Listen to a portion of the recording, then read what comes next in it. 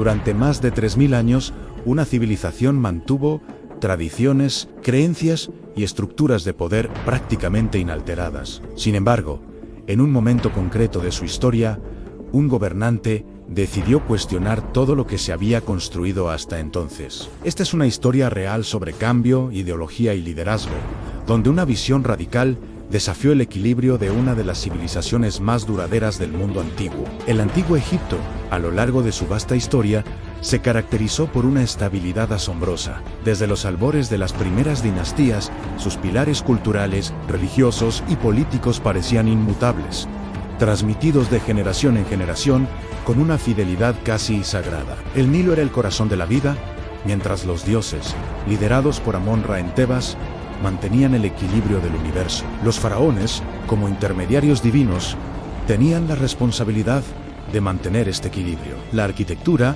el arte y los ritos funerarios seguían cánones estrictos que se perpetuaron durante milenios. Era una civilización construida sobre la certeza de la repetición y la permanencia, donde el cambio era visto no como progreso, sino como una amenaza al orden natural del universo. En medio de este universo de tradiciones consolidadas, ascendió al trono un faraón que no estaba destinado a ser un simple continuador. Amenofis IV, conocido posteriormente como Akenatón, llegó al poder en un periodo de máxima prosperidad para Egipto, el Imperio Nuevo. Sin embargo, su visión del mundo y de su propio rol como monarca era radicalmente distinta a la de sus predecesores. No se veía a sí mismo únicamente como el guardián de un sistema establecido, sino como el profeta de una nueva era. Su reinado no sería una mera continuación, sino un punto de inflexión, una ruptura consciente y deliberada con el pasado. Poco después de su coronación, Akenatón comenzó a gestar una transformación sin precedentes. Su objetivo era redefinir la esencia misma de la divinidad y, con ella, la estructura del Estado egipcio. Introdujo una nueva teología centrada en un único dios Anatón, el disco solar, concebido no como una deidad antropomórfica más del panteón, sino como la fuerza universal y creadora de toda vida. Esta visión monoteísta o enoteísta representaba un cambio conceptual revolucionario. El faraón ya no era el hijo de Amon-Ra,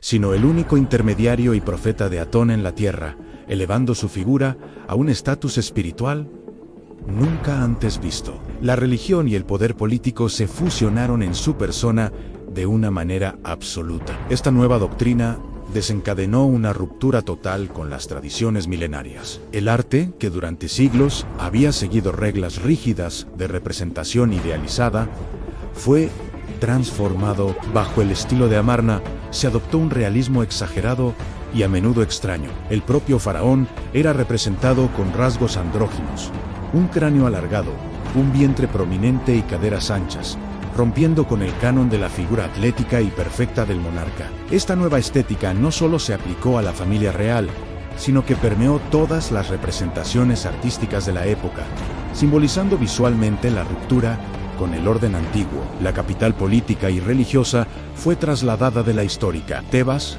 a una ciudad de nueva construcción en medio del desierto Anahgetatón, el horizonte de Atón, hoy conocida como Amarna. Este cambio de capital no fue un mero acto simbólico, fue una estrategia calculada para centralizar el poder de una manera sin precedentes. Al abandonar Tebas, Akenatón dejaba atrás el corazón del culto a Amon-Ra y el inmenso poder económico y político de sus sacerdotes. Los templos de Amón, que habían acumulado vastas riquezas y tierras durante generaciones, vieron sus ingresos confiscados y redirigidos hacia el culto de Atón y la construcción de la nueva capital. El faraón se convirtió en el sumo sacerdote único y exclusivo, y su familia en los únicos capaces de comunicarse con la deidad. De esta manera, Akenatón desmanteló la influyente estructura sacerdotal que había actuado como un contrapeso al poder faraónico. El impacto de estas decisiones en la sociedad egipcia fue profundo y desestabilizador.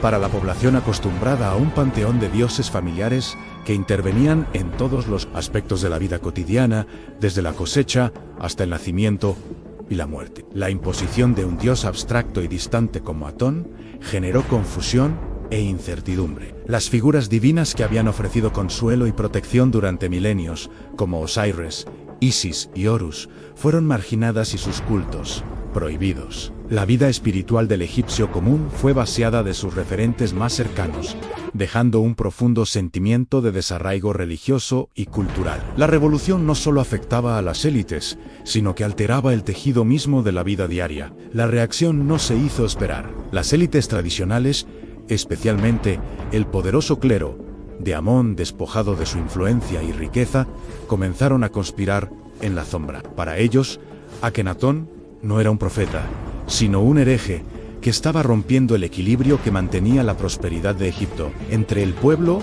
aunque la evidencia directa es escasa, es probable que la adhesión a la nueva fe fuera superficial y forzada. En la privacidad de sus hogares, muchos continuaron venerando a los antiguos dioses en secreto. La imposición de una ideología desde arriba, sin tener en cuenta las creencias profundamente arraigadas de la gente, generó una resistencia pasiva pero generalizada. El abandono de las prácticas históricas fue total. Se ordenó la persecución de los nombres de los antiguos dioses, especialmente el de Amón, que fue borrado sistemáticamente de monumentos y templos por todo el país. Esta damnatio memoriae por a la inversa no solo buscaba eliminar la memoria de los dioses antiguos, sino también reescribir la historia y la identidad de Egipto. A nivel internacional, la concentración de Akenatón en su reforma interna le llevó a descuidar la política exterior. Las cartas de Amarna, tablillas de arcilla, encontradas en su capital, revelan cómo los aliados de Egipto en el Levante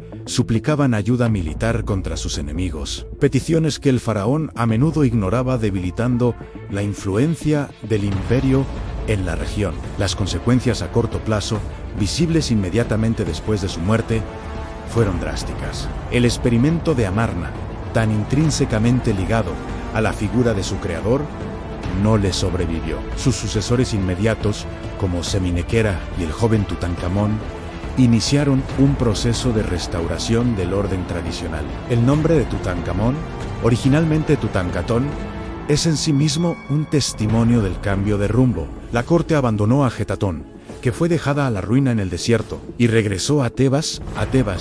El culto a Amon-Ra y a los demás dioses fue reinstaurado con todo su esplendor. La restauración fue implacable. Se inició una campaña para borrar por completo el legado del faraón hereje. Su nombre y el de su familia fueron eliminados de las listas reales y sus monumentos fueron desmantelados o destruidos. Akenatón fue condenado al olvido, su revolución silenciada por la historia oficial. Durante más de 3000 años, su nombre desapareció casi por completo, hasta que la arqueología moderna, a finales del siglo XIX, redescubrió las ruinas de Amarna y comenzó a reconstruir la historia de este fascinante y controvertido periodo. Egipto, con la misma tenacidad con la que Akenatón intentó cambiarlo, luchó por volver a su estado original, demostrando la increíble resiliencia de sus tradiciones. Así concluye la historia de una de las transformaciones más audaces y efímeras de la antigüedad.